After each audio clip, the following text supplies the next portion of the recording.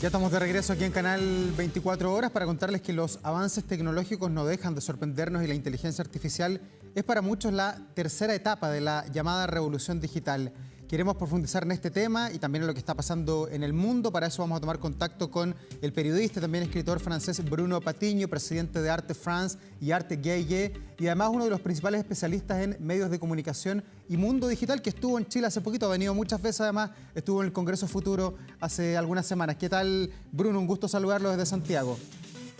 Mucho gusto para mí también desde Francia. Bueno, partamos enmarcando esta conversación. ¿Qué podemos decir hoy que es la realidad? ¿Cómo la podemos definir? ¿Cómo se convive con esta realidad que para muchos es nueva, que no existe?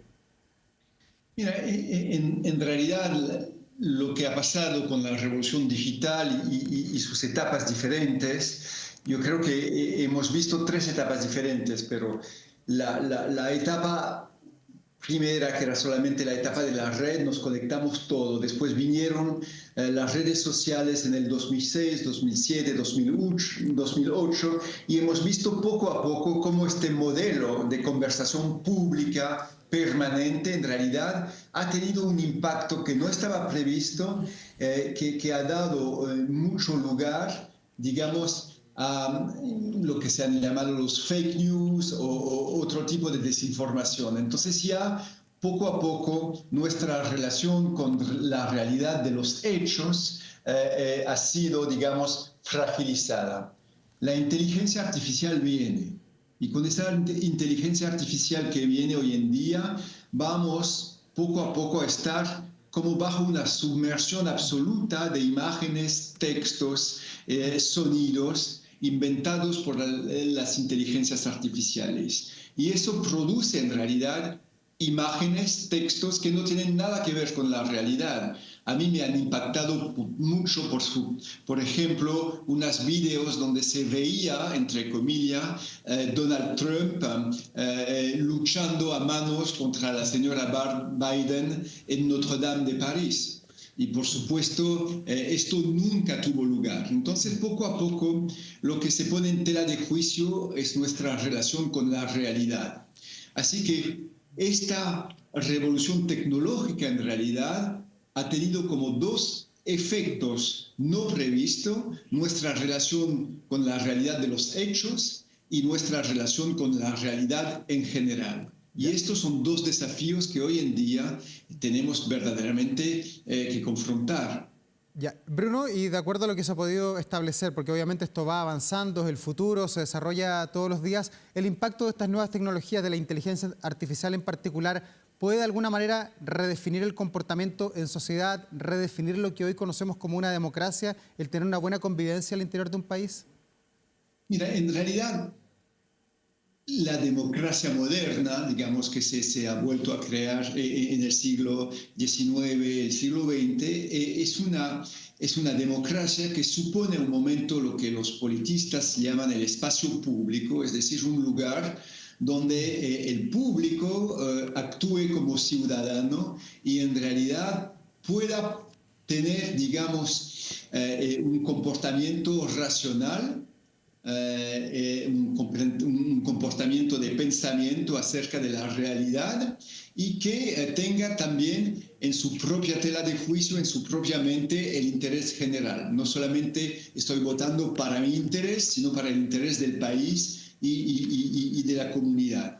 Y si vemos muy bien, la inteligencia artificial pone verdaderamente en peligro esos dos elementos del espacio público. El primer elemento es poder tener tiempo de conversar de manera racional, cuando sabemos muy bien que primero las redes sociales y ahora las inteligencias artificiales mucho aumentan el nivel emocional en nuestras reacciones y en nuestros pensamientos. La emoción poco a poco se vuelve mayoritaria.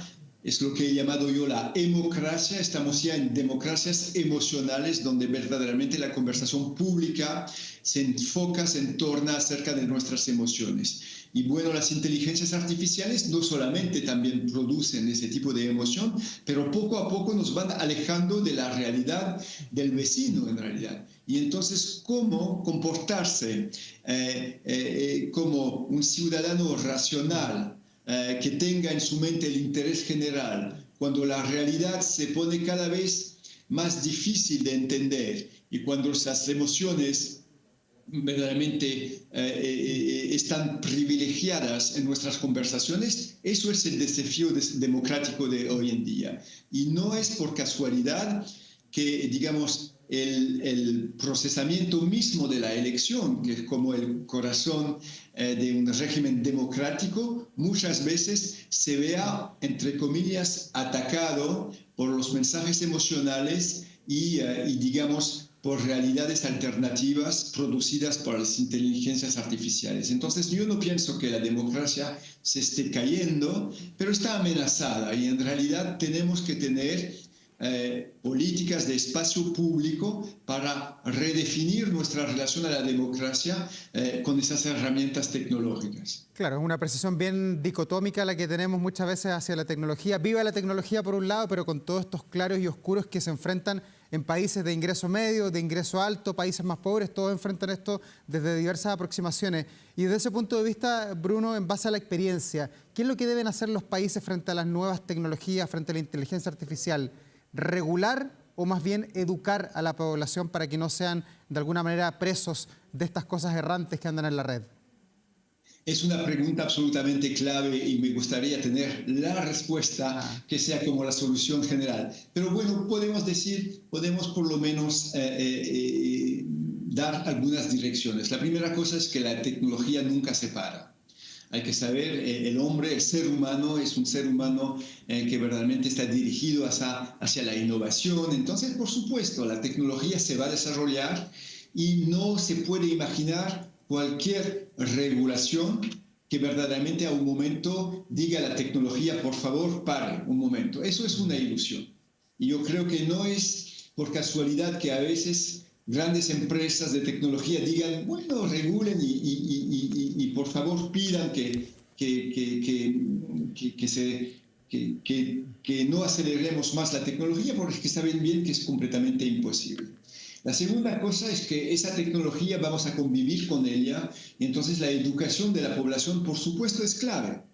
Porque tenemos que aprender a vivir con esta nueva tecnología y se puede de una manera u otra tomar el ejemplo de la imprenta. La imprenta se inventó en el 1455 y tomó más o menos un siglo y medio para que todo el marco político, social, educativo pueda verdaderamente entender lo que era esa nueva tecnología, y eso nos dio cosas absolutamente maravillosas después de un siglo y medio.